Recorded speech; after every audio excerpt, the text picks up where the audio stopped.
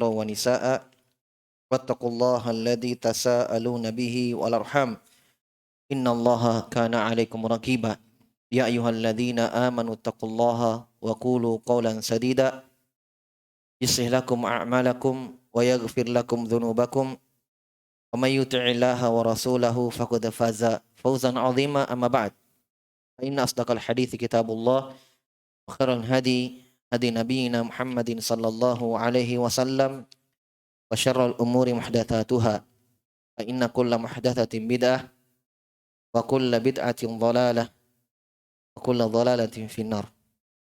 Wani wa akhwati fillah rahimani wa rahimakumullah. Alhamdulillah kita bersyukur kepada Allah Subhanahu wa taala di malam hari ini kita kembali dipertemukan oleh Allah Subhanahu wa taala untuk bertafakuh fiddin, pelajari agama Allah Subhanahu wa taala. Seperti biasa di hari Jumat, itu tepatnya malam Sabtu, di tempat kita ini kita mengkaji satu kitab akidah, yaitu Al-Aqidatul Wasithiyah karya Syekhul Islam Ibn Taimiyah rahimahullahu taala, dan dijelaskan, diuraikan oleh Syekh Al-Fadhil Muhammad Khalil Harras rahimahullahu taala. Kita masih di dalam pendahuluan yang Syekhul Islam rahimahullahu taala sebutkan sebelum beliau menyebutkan di antara pokok akidah Ahlus Sunnah wal Jamaah, dan tentunya bagaimana yang telah kita jelaskan bahwa di antara kitab akidah yang mengumpulkan pokok-pokok penting dari akidah Ahlus Sunnah adalah kitab Syekhul Islam Ibn Taimiyah, yaitu Al-Aqidatul Wasithiyah. Kenapa?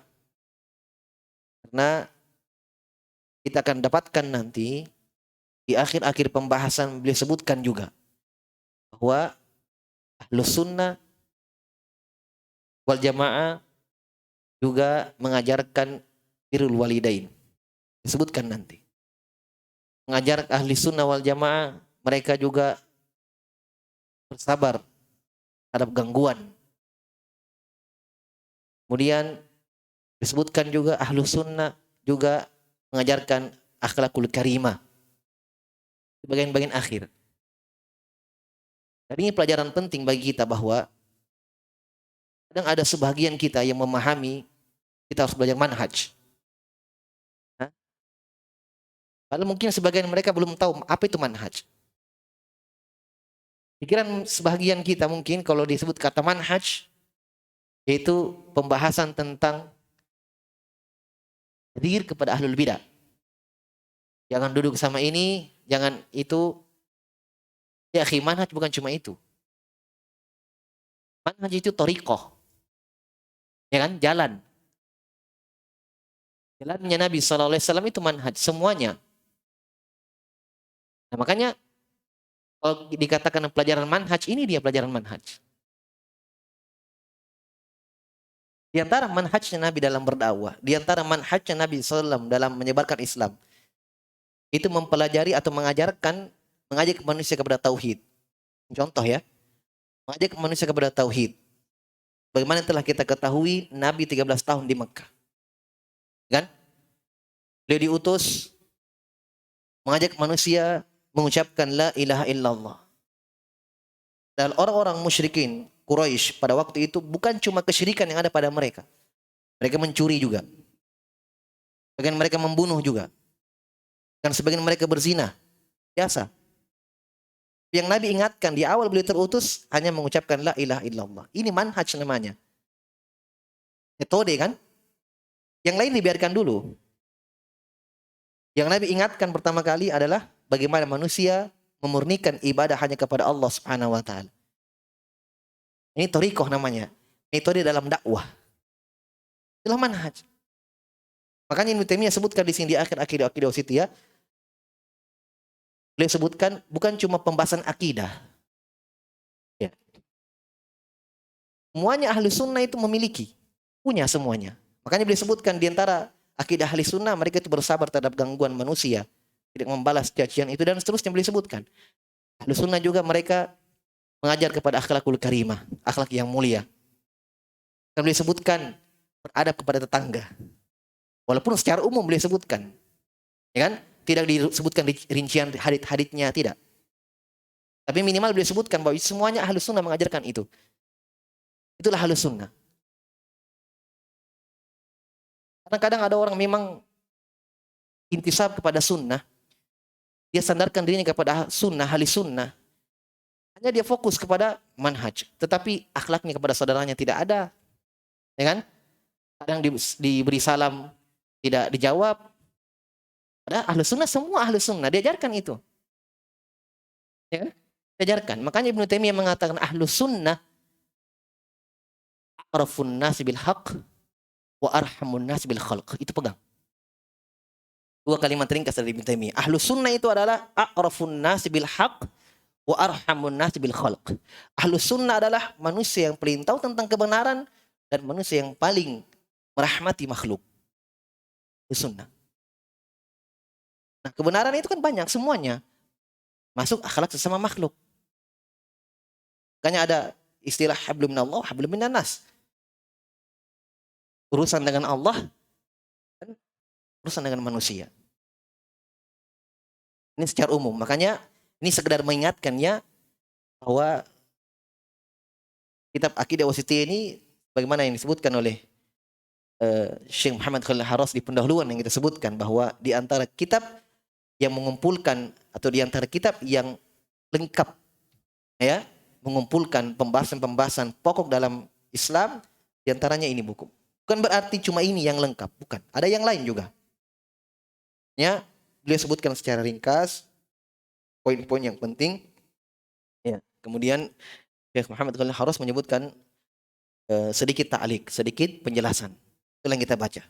Baik, Ibnu Taimiyah rahimahullah mulai dengan pendahuluan, sudah kita sebutkan sebahagian uraiannya.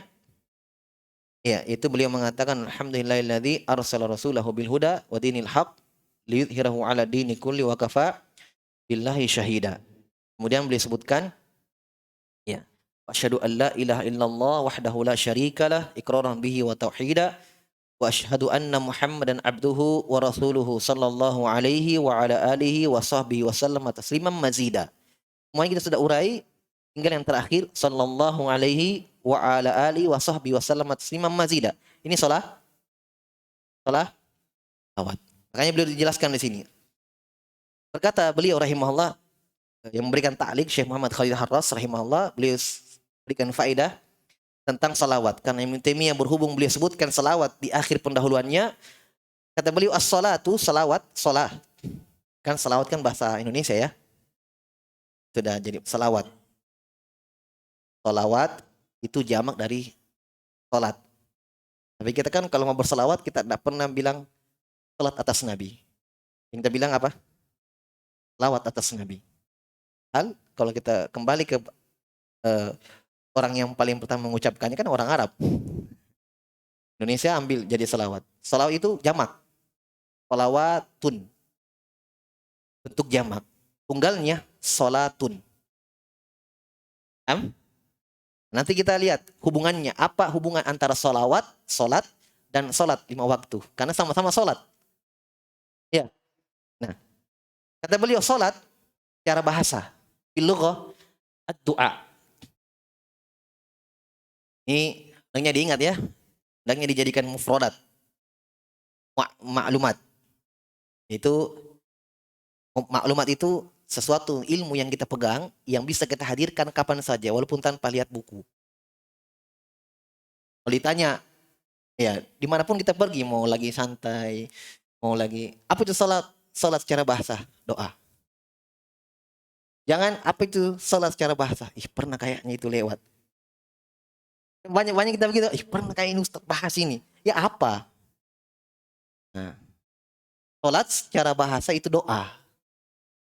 Apa para ulama menjelaskan seperti ini? Kan dalam Al-Quran. Dalam Al-Quran, dalam surah atau ayat 103. Tentang zakat. Ketika Allah sebutkan saran-saran zakat, 8 golongan. Setelah itu Allah sebutkan dalam surah At-Taubah. Wasolli alaihim inna salataka sakanun lahum. Dan wahai Muhammad, salawatlah atas mereka. Solatilah mereka. Yang bayar zakat. Yang mengeluarkan zakat. Allah, sungguh salatmu atas mereka yang mengeluarkan zakat tadi sakanun lahum, ketenangan untuk mereka. Apa salat di situ? Hah? Doa. Itu ya, kata Allah, doakan mereka yang bawa zakat. Banyak kita sebagai amil zakat, menerima zakat, ada doanya. Misalnya kita sebagai orang miskin, ini zakat dari saya untuknya. Kita doakan. Doakan berkah hartanya. Ya. Jelas ya? Ini berarti memang di dalam bahasa Arab, salat itu bermakna doa. Jelas ya? Oke.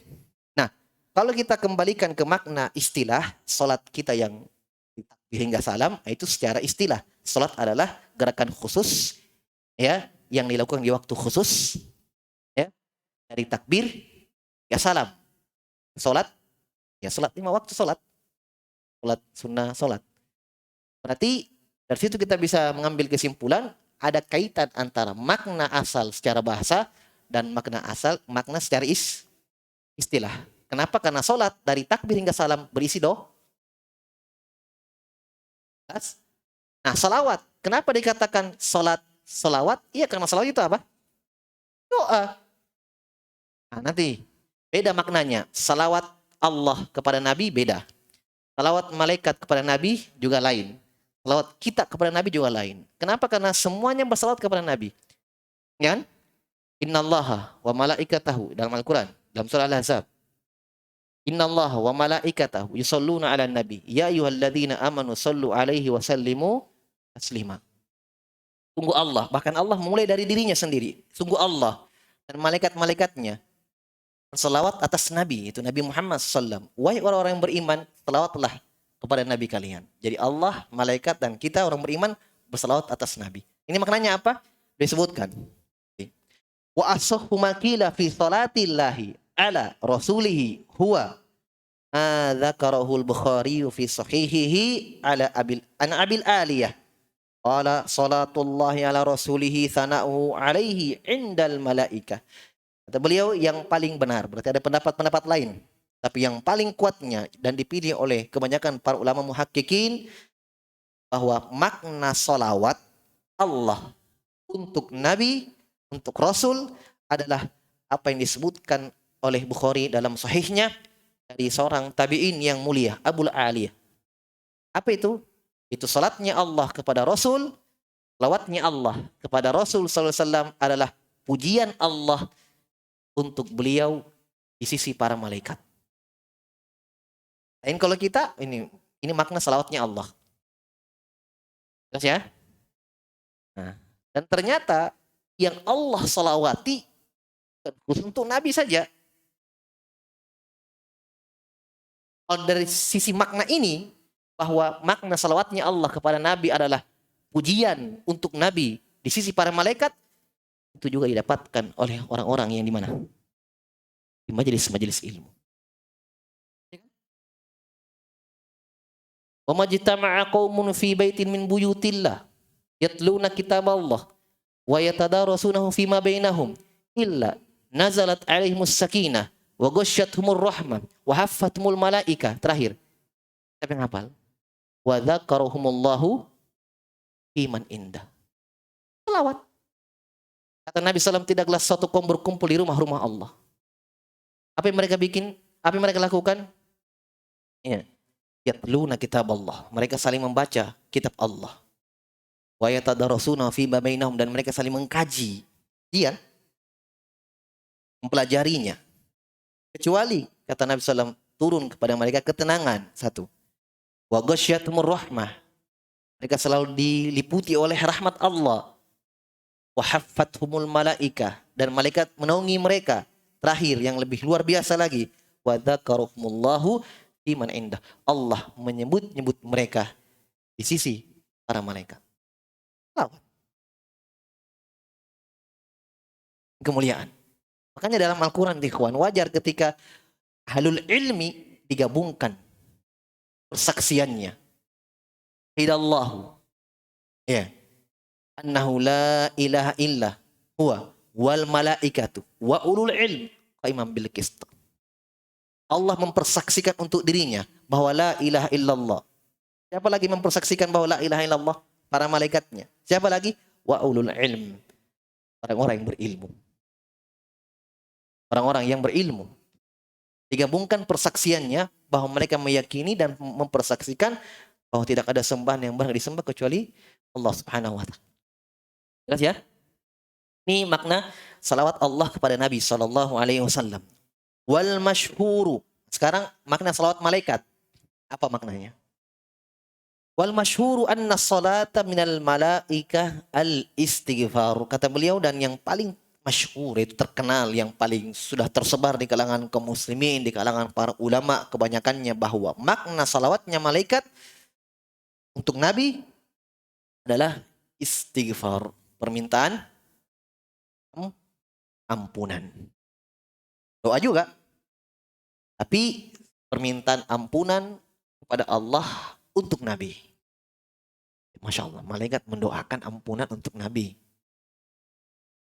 Ini makna salawatnya malaikat kepada Nabi SAW. Sama fil hadis sahih. Kalau antum ditanya, mana dalilnya? Salawatnya malaikat bermakna doa, permintaan ampunan. Itu hadis. Hadis ini menunjukkan juga bahwa ternyata bukan cuma Nabi SAW yang dimintakan ampunan oleh para malaikat. Bukan. Ada juga yang lain. Hadits kata Nabi SAW, wal malaikatu yusalluna ala ahadikum madama fi musallahu, madama fi majlisihi alladhi salla fihi, yaquluna Allahumma ighfir lahu wal Allahumma arham. Kata Nabi dalam hadits ini, Abu Hurairah haditsnya, muttafaqun alaih. Kata Nabi SAW, malaikat senantiasa bersalawat, terus-menerus bersalawat pada salah seorang di antara kalian selama dia masih di tempat sholatnya, di tempat duduknya yang dia sholat di situ. Coba lihat, malaikat bersalawat. Nabi jelaskan apa salawat malaikat. Malaikat mendoakan mereka, Allahumma gfir lahu, ya Allah ampunilah dia, rahmatilah dia. Ini yang didoakan ampunan dan rahmat adalah orang yang masih duduk sholat, nunggu sholat yang lain setelahnya. Dalam riwayat yang lain digabungkan. Jadi dia duduk, berzikir, entah itu baca Quran. Walaupun misalnya dia bergeser tempat duduk, misalnya karena dia keluar, ya, hajat, ya, buang air kecil misalnya, keluar, balik lagi. Ternyata dia balik, ada yang mengambil tempatnya. Tetap dia duduk di dalam masjid. Walaupun bukan tempat duduknya, tempat dia sholat. Masuk di dalamnya. Karena, ini faedah ya, keluar dari masjid, ada hajat yang mengharuskan, itu kata para ahli fikih, tidak dianggap keluar dari masjid. Paham? Dalilnya apa? Orang i'tikaf. Orang i'tikaf di masjid, ketika dia keluar ke WC, buang hajat, apakah i'tikafnya batal? Tidak. Tidak dianggap keluar dia. Tetap di dalam masjid, karena ada hajat. Oleh karena itu, cabang dari pembahasan ini, orang yang masuk ke masjid, sudah tahiyatul masjid, keluar masjid karena ada hajat, air kecil, buang air besar, dia masuk, tidak disyariatkan lagi tahiyatul masjid. Kenapa? Sudah. Nah, keluarnya dia tidak dianggap, kecuali sholat wudu. Makanya kalau ketika ada hajat, tidak dianggap keluar. Karena ada hajat yang hanya sekarang kan orang itikaf banyak sekali hajatnya. Makan bakso juga keluar, lapar. Bisa diantarkan ke dalam. Minum, makan, iya oke, makan lapar. Ikut ngopi-ngopinya. Di luar. Ini itikaf ya. Itikafnya itikaf apa ini? Nabi saja bersisir, kepalanya yang keluar. Disisir oleh Aisyah dari rumahnya. Coba. Cuma kepalanya yang keluar. Padahal mungkin bisa Nabi di pintu masjid di sisi, tapi beliau mungkin ya tidak mau, hanya seperti itu. Kata Aisyah, beliau keluarkan kepalanya ke sisi dari rumah. Kan rumahnya Nabi dengan kamarnya Aisyah dekat. Kita kan banyak ikut ngopinya di luar. Allahu musta'an. Jelas ya? Ini malaikat. Jadi selawat malaikat adalah doa ya memintakan ampunan. Hadits ini menunjukkan berarti memang orang yang tinggal di masjid ya, bukan yang tinggal di masjid 40 hari ya, bukan. Ini memang menanti sholat ya, menanti sholat selanjutnya. Makanya ketika kita bermajelis seperti ini, itu banyak kita mendapatkan pahala dari banyak sisi. Ini yang pertama. Kita ada pengajian atau tidak, tinggal di masjid. Pada pulang di rumah paling nonton TV. Ya kan? Tunggu sholat isya. Itu selawat malaikat. Bahkan dalam hadits yang lain kata Nabi SAW, kalau dia duduk di tempat sholatnya sampai menanti sholat setelahnya, itu Allah masih menganggap dia sholat. Walaupun dia duduk baring-baring, walaupun dia baring-baring, tidak baca Quran, baring-baring saja tunggu sholat setelahnya. Apalagi kalau memang dia baca Quran. Lebih lagi kalau dia memang di majlis-majlis ilmu. Makanya majlis ilmu itu, Masya Allah, banyak sekali keutamaannya. Makanya ketika ada orang, dua orangnya, temannya cuma singgah, yang satu sudah duduk di majelis ilmu, tapi satunya temannya cuma apa ini singgah. Ya Rasulullah, temanku itu cuma numpang duduk. Kata Nabi, hadza majlis la yashku fi majalisuhum. Majlis ilmu itu majlis yang tidak pernah merugi orang yang duduk di situ. Walaupun dia datang cuma sandar-sandar, ya duduk-duduk saja, paham tidak paham, dapat keutamaan. Apalagi memang orang yang datang mau belajar dari rumah, mau sungguh-sungguh belajar. Kata Nabi SAW, majelis itu orang yang tidak pernah merugi duduk di situ. Ya kan? Hanya keutamaannya. Antara ini keutamaannya, menanti sholat. Wa minal adamiyin. Nah, sekarang sudah salawat Allah untuk Nabi, salawat malaikat untuk Nabi sudah. Ingat ya? Apa tadi salawat Allah maknanya? Gimana? Si para malaikat. Kalau malaikat permintaan ampunan. Kalau kita adamiyin kata beliau, adapun salawat manusia untuk Nabi at-tadarru' wad du'a. Iya. Mendoakan Nabi sallallahu alaihi wasallam. Itu makna salawat kita. Makanya salawat kita sallallahu alaihi wasallam atau Allahumma sholli alaihi sallallahu alaihi wasallam. Ya. Sallallahu alaihi wasallam. Semoga salawatnya Allah dan keselamatan dari Allah tercurah untuk Nabi sallallahu alaihi wasallam. Itu makna salawat kita. Ya. Jelas ya? Itu sudah salawat. Sekarang alu. Nah, biasa kita dengar alu ya. Sallallahu alaihi wa ala alihi. Ingat ya, wa ala ali bukan Ali, bukan untuk Ali, bukan. Kalau Ali, ain. Ini hamzah alif, panjang baru lam. Dan semua orang punya alu. Ya. Ini orang namanya Ahmad. Kakeknya ada namanya. Ini semuanya dikatakan alunya Ahmad. Kakek neneknya, cucunya, alunya Ahmad. Berarti apa alu? Keluarga. Paham ya? Nah, sekarang dibahas nih, ada faedah penting sini tentang keluarga. Alu syakhsi hum mayyamutuna. Ya. Ilaihi bisilatin wathiqatin min qarabatin wa nahwiha.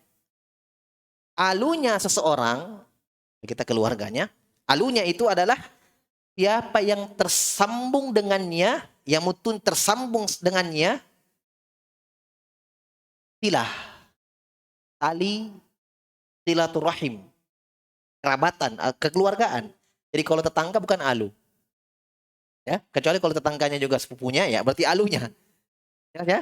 Jadi alu itu dari orang Arab, bahasa Arab artinya orang yang tersambung dengan kita dari sisi kekeluargaan. Mau itu sepupu misalnya atau mau ke atas kakek, ke bawah cucu dan seterusnya. Yang penting keluarga. Ya, itu alu. Ya. Kata beliau wa aluhu. Sekarang kita bahas dalam salawat sallallahu alaihi. Kadang kita tidak cukupkan sampai situ. Kadang kita tambah sallallahu alaihi wa ala alihi. Semoga salawat Allah tercurah atas beliau dan untuk keluarganya. Ya kan? Nah, sekarang dibahas oleh Syekh nanti. Keluarganya dimaksud ini siapa sih? Karena sekarang orang, saya keturunannya. Kan? Apalagi kalau sudah, weh, nah sudah. Kalau sudah kata itu, weh, cium-cium tangan. Hah? Baik, bahas di sini kata beliau. Alu sallam, keluarga beliau sallam adalah yuradu bihim ahyanan man harumat alaihimus sadaqah. Nah, ini perhatikan. Kadang diitlakkan kata alu, dipakai alu sallallahu alaihi wasallam wa alihi ala alihi, ya. Yaitu kadang yang diinginkan dengannya adalah orang-orang yang haram atas mereka sedekah. Itu Banu Abdul Muttalib. Ini Hashim, ya. Jadi beliau, Fatimah ke bawah dan ke atasnya juga Nabi sallam. Ini Hashim, ini yang haram sedekah. Ya, sebagaimana dalam hadits pernah cucunya beliau, Sin, akan sebutir kurma sudah di dalam mulutnya. Sedekah. Kata Nabi sallam, kah. Bahasa versi atau bahasa Afrika yang bermakna keluarkan. Keluarkan. Kata Nabi sallam, tidak kau tahu bahwa haram atas kita. Fa innahu min awsakhin nas. Kenapa? Karena sedekah itu adalah kotorannya manusia. Nabi SAW kepada dunia. Ini kan sedekah, ini kan harta-harta dari manusia yang sudah bukan miliknya kan? Ya, dikeluarkan, disisipkan untuk orang miskin. Dan Nabi SAW, ini kotorannya manusia. Al-Fakh. Jangan makan. Maka dia tidak makan. Nah, ini yang haram sedekah. Inilah yang diinginkan dengan Alu sallallahu alaihi wasallam, keluarga beliau. Wahum Banu Hashim. Siapa mereka? Kata Syekh rahimahullah, itu adalah keturunan Hashim. Kan Hashim kaki-kakinya Nabi ke atas. Beliau namanya Muhammad bin Abdullah bin Abdul Muttalib. Ya, bin Hashim ke atas. Ya, Hashim. Baik. Wa Banu Muttalib. Demikian pula anak-anaknya Al-Muttalib. Ya. Wa yuradu bihim ahyanan kullu man tabi'ahu ala dini. Kadang, Alu adalah semua yang mengikuti beliau di atas agamanya, walaupun bukan keluarganya. Apa maksudnya? Berarti begini, ketika dikatakan sallallahu alaihi wa ala alihi wa ashabihi wa man tabi'ahum bi ihsan ila yaumiddin. Berarti Alu tinggal satu, keluarga yang haram sedekah. Karena ada sahabat, ada juga yang mengikuti beliau. Kan kadang orang salawat pernah dengar begitu ya, salawat. Sallallahu alaihi wa ala alihi wa ashabi wa man tabi'ahum bi ihsan ila yaumiddin. Semoga salawat Allah tercurah atas beliau dan alu beliau dan sahabat beliau dan orang-orang yang mengikuti beliau sampai pada hari kiamat. Berarti alu siapa tadi alu? Keluar? Karena sudah ada keluar tadi sahabat, sudah ada keluar yang mengikuti. Tapi kalau tidak ada itu, sallallahu alaihi wa ala alihi. Titik. Berarti masuk semua sahabat dan keluarga dan orang yang mengikuti. Bisa dipahami? Itu alu. Jelas ya? Baik. Selesai. Sekarang kata beliau rahimahullah, aslu al, ini dari sisi bahasa saja ya. Alu itu ahlun. Asalnya. Haknya kan di tengah. Diganti dengan hamzah lagi. Jadi alu. Kan asalnya ahlun. Ahlul bait. Keluarga kan? Jadi alu itu asalnya ahlun. Nya diganti alif, hamzah juga. Jadi bacanya lu. Karena dua hamzah, ya digabung jadi panjang alu. Bisa ya? Jadi itu memang bahasa Arab itu kadang ada huruf yang diganti. Seperti misalnya Allahumma. Allahu dan mim terakhir kan? Antum baca Allahumma di mana itu? Doa kan? Banyak Allahumma ba'id baini, Allahumma muqallibal qulub. Allahumma itu apa? Allahumma itu tahukah kita bahwa Allahumma itu asalnya ya Allah. Allahumma artinya apa? Apa arti Allahumma? Antum baca Allahumma salami, antum tahu artinya? Enggak tahu artinya? Ya Allah, panggilan itu. Terus dari mana? Kenapa jadi Allahumma? Sementara panggilan itu huruf ya. Ya Muhammad, ya Zaid, ya Ahmad. Berarti kalau panggilan kepada ya Allah kan begitu. Ya-nya diganti mim. Di depan. Jadi ma Allah. Mimnya ditekan di belakang. Jadilah Allahumma. Begitu. Allahumma jadi ya Allah. Baru doa. Itu panggilan. Menyeru kepada Allah Subhanahu wa ta'ala. Nah, sama juga ini. Artinya ahlun. Diganti jadi alu. Jadi digabung alu. Kata beliau ubdilat ha, diganti haknya jadi hamzah. Hamzatan. Fatawalat hamzatan. Maka bergabunglah dua hamzah. Ubilat. Fakulibatil thaniyah minha alifan. Diganti lain kalau jadi alif. Wajisoggaru ala uhail. Kalau dikatakan keluarga kecil, ditasgir. Uhailun. Itu dalam bahasa Arab ada wazan timbangan namanya kecil. Toh, iflun. Anak kecil. Anak kecil, ufailun. Jadi maksudnya bayi. Kitabun. Kitab kecil, saku, kutaibun. Jadi ada bentuk kata bermakna kecil. Asadun. Singa. Singa kecil, usaidun. Sama sahabat. Ya. Tapi tidak semua bisa dikisi begitu. Jangan pulang, semua hantam, kasih kecil-kecil. Tidak semuanya. Memang didengar memang dari kalam orang Arab, ya itu yang kita pakai. Jangan, ya kan bahasa mereka. Kalau kita tanya kenapa cuma itu, ya tanya mereka. Itu bahasanya mereka. Mereka yang bahasakan seperti itu. Hanya ulama tetap buat istiqra, baca dalam dan dengarkan dalam ucapan-ucapan mereka, itu yang ada. Ya, yang ada. Nah, ahlun keluarga. Berarti kalau keluarga kecil, uhailun. Ini boleh sebutkan keluarga kecil artinya bahasa Arabnya uhailun atau wailun.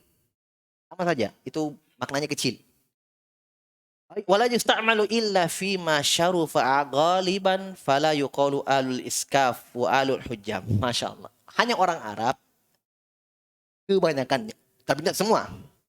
Biasanya tidak menggunakan kata alu ketika menyebutkan keluarga, kecuali ketika menyebutkan keluarga yang memiliki kedudukan sawankah seperti itu. Jarang mereka katakan keluarganya tukang bekam, alu hujam. Ini keluarga tukang bekam. Jarang mereka gunakan. Mereka gunakan kata alu untuk keluarga, kalau kita mungkinnya bangsawan. Ya. Seperti kalau mereka orang-orang Quraisy, itu orang Quraisy suku yang paling mulia di waktu itu.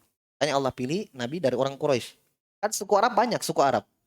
Sekarang, Bugis saya banyak, berapa suku sini. Ya, Makassar ini banyak. Nah, dulu orang Arab juga banyak sukunya. Suku Quraisy, suku ini, suku ini. Tapi suku yang paling, yang disegani atau suku yang paling afdolnya pada waktu itu, yang mulianya adalah suku Quraisy. Hanya Allah pilih Rasul dari situ. Ternyata subhanallah, 10 bukan. Umar bin Khattab juga orang Quraisy. Banyak dari 10 Basyirin bil Jannah orang-orang Quraisy. Orang-orang Quraisy. Baik. Wal muradu bisoh. Bisoh ini faedah lain. Kata beliau yang diinginkan dengan sahabat. Kan dalam pendahuluan Ibnu Taimiyah sebutkan sahabat tidak? Sallallahu alaihi wa ala alihi wa sahbihi. Ada sahabat. Beliau urai di sini, Masya Allah. Yang diinginkan dengan kata sahabat. Nah, sahabat kan sudah jadi bahasa Indonesia ya, tidak penting lagi. Jadi memang banyak bahasa kita itu diambil dari bahasa Arab. Sahabat. Ini sahabat saya. Maksudnya sahabat ya dari kata sahabat. Sahabun. Ya. Ashabun jamaknya, ashab. Baik. Ashabu yaitu sahabatnya Nabi SAW. Siapa mereka? Wahum kullu man laqiyahu hala hayati mu'minan wa mata ala dhalik. Masya Allah. Sahabat adalah semua yang berjumpa dengan Nabi ala hayatihi, ketika Nabi hidup. Jadi yang melihat jasadnya Nabi bukan sahabat. Paham? Ada yang begini? Ada. Seperti Qais bin Abi Hazim. Hidup zaman jahiliyah, Rasul dapat, tapi tidak ketemu. Masuk Islam dari negeri jauh, mau pergi baiat Nabi sallallahu alaihi wasallam, ternyata hari itu pun meninggal Nabi sallallahu. Dia dapatkan Nabi sudah meninggal. Masya Allah. Dia mengatakan saya mendapatkan kerugian yang tidak pernah orang dapatkan. Tapi beliau mengatakan saya mendapatkan keutamaan yang mungkin orang lain tidak mendapatkan itu. Apa itu? Beliau meriwayatkan hadis dari 10 mubasyirin bil jannah. Tak ada orang yang seperti itu. Dia semua ada riwayatnya dari Abu Bakar As-Siddiq, Umar, Utsman, Ali, Abu Ubaidah bin Jarrah, Abraham bin Auf, semuanya ada hadisnya dari dia. Karena dia tabiin senior. Padahal dapat zaman jahiliyah, hanya tidak berjumpa dengan Nabi. Makanya tidak dikategorikan beliau sebagai sahabat. Karena definisi sahabat adalah yang berjumpa dengan Nabi ala hayatihi. Ketika Nabi masih hidup. Dan ingat, mukminan bihi. Dan dia ketemu dengan Nabi, dia dalam keadaan beriman. Hanya bukan sahabat ketika dia bersalaman dengan Nabi, dia masih musyrik. Nabi meninggal, dia masuk Islam, bukan sahabat. Kenapa? Karena keadaan dia berjumpa dengan Nabi, bukan namanya mukhadram. Mukhadram namanya. Kalau dalam ilmu mustalah, kalau dia mengatakan dari Nabi SAW, pasti putus. Pasti putus tidak? Pasti putus. Dan dia pernah berjumpa dengan Nabi, pasti ada perantara di situ. Tanya antum mendapatkan hadis, ya. Ini bagi orang yang hadis ini memeriksa hadis. Dia dapatkan hadis seorang mukhadram yang berjumpa dengan Nabi tapi tidak dapat ketika hidup, dia katakan dari Nabi SAW, Nabi bersabda begini. Kita tahu pasti ada perantara ini. Tapi hilang perantaranya. Putus. Makanya hadisnya dihukumi mursal. Putus. Sama kalau tabiinnya mengatakan bahwa Nabi bersabda begini-begini. Pasti putus. No, tabiin dong. Ya kan? Tabiin kok. Tidak berjumpa dengan Nabi. Dia cuma bunyi alarm. Dia berjumpa dengan Nabi. Ya. Ya. Baik. Jadi sekali lagi. Bahwa sahabat adalah yang berjumpa dengan Nabi. Dalam keadaan perjumpaan itu dia sudah beriman. Mu'minan bihi. Dan dia meninggal di atas itu. Mata ala dzalika. Tapi tergolong sahabat. Orang yang berjumpa dengan Nabi. Nabi masih hidup dan dia beriman. Ketika Nabi meninggal dia murtad. Dan dia kembali ke dalam Islam. Dan meninggal dari keislaman. Itu adalah sahabat.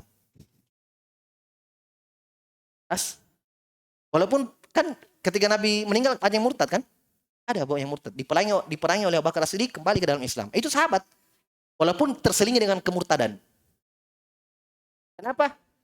Yang lihat adalah awal dan akhirnya.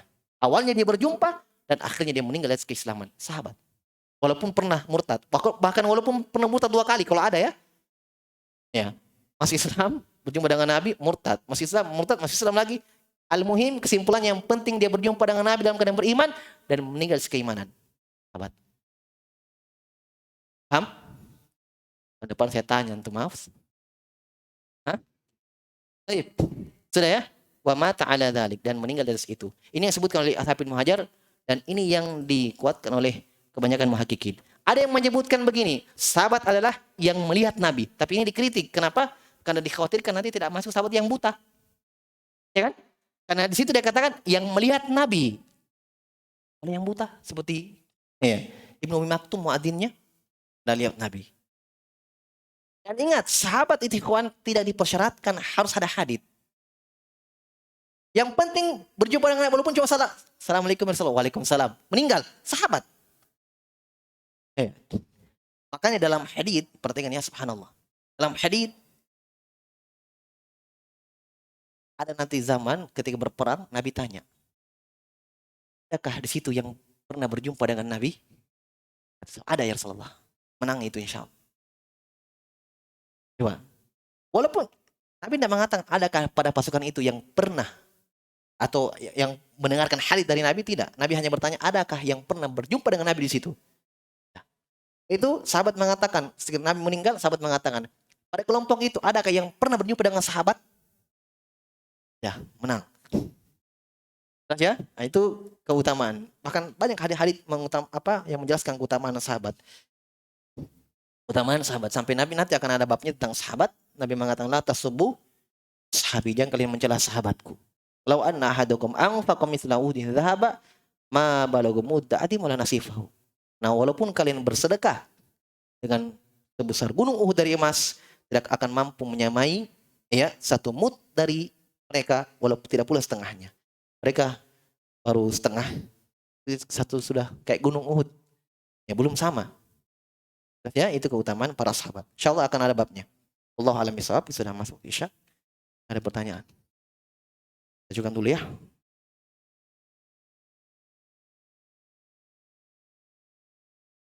Baru disinggung tadi bid'ah, sudah ada yang bertanya tentang ahlul bid'ah. Bagaimana dengan majelis ahlul bid'ah yang juga membacakan kitab Allah dan mengkajinya? Apakah mendapatkan keutamaan yang seperti disebutkan pada hadits tadi? Ini ditanyakan oleh sejumlah para ulama. Mereka mengatakan tidak masuk. Mereka mengatakan tidak masuk. Tapi ada kisah. Saya dengarkan dari guru-guru kita dulu. Seorang alim datang ke majelisnya ahlul bid'ah. Baca kitab-kitab. Jelas majelisnya ahlul bid'ah. Dan menyebarkan bid'ah. Seorang alim cabut bulu ketiaknya di depannya. Wallahi, ini lebih mulia daripada apa yang kalian lakukan. Ini sunnah.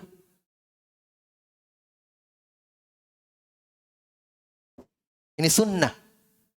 Nih, dicabut ketiaknya ini sunnah. Demi Allah, ini lebih mulia daripada apa yang lakukan. Daripada yang kalian lakukan. Jadi, Allah alam, dijawab oleh sejumlah ulama itu tidak masuk.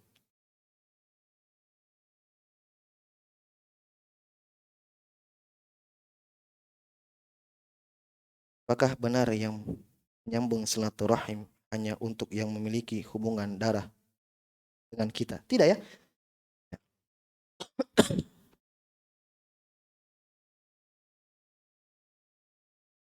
Hanya memang kalimat silaturahim. Rahim kan rahim kan? Silah nyambung atau tali.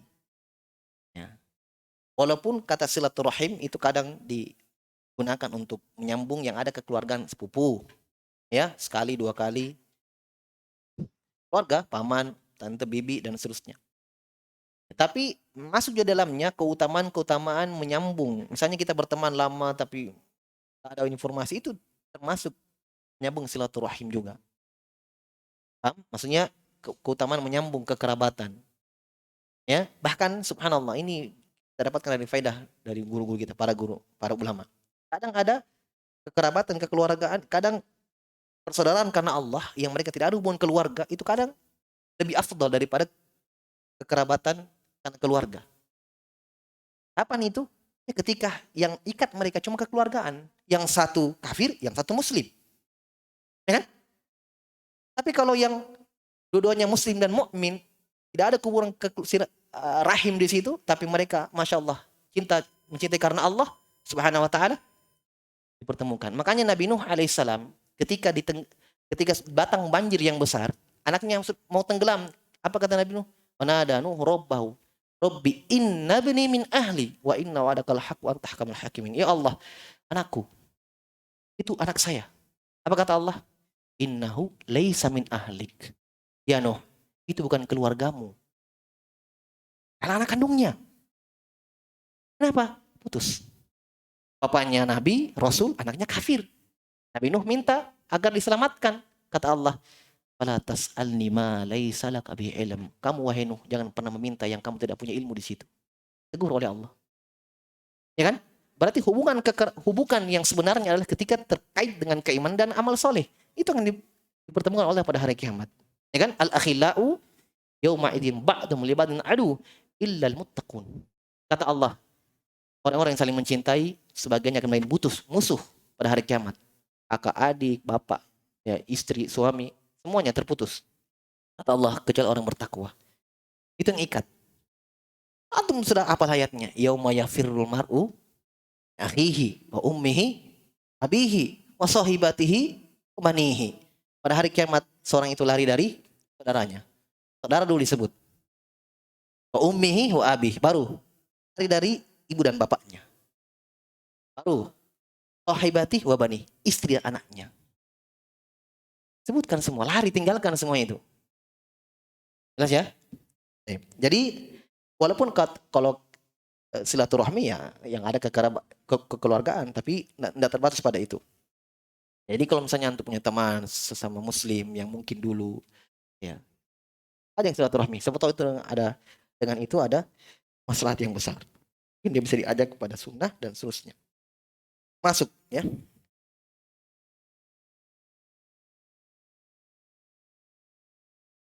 Bagaimana dengan yang non mahram? Apakah kita juga menyambung silaturahim? Sama tadi. Non mahram berarti yang bukan mahram, yang bukan keluarga. Ya, maksudnya mungkin ingat ya, mahram itu tidak harus keluarga. Maksudnya kadang dia keluarga tapi bukan mahram. Sepupu, keluarga bukan. Ketemu di bapak, kita bersaudara. Kayak sama. Tapi dia mahram, bisa nikah. Bisa nikah. Apakah ini pertanyaannya? Apakah juga disambung? Iya, disambung. Silaturahim, kita keluarga tapi bukan mahram. Nah, pertanyaannya apakah juga sama non mahram? Ya, jadi ketika antum saling menziarahi ketika Id, ya, jangan cuma datangin yang mahram-mahram saja. Yang bukan mahram. Nih. Nah, itu pahala besar ya.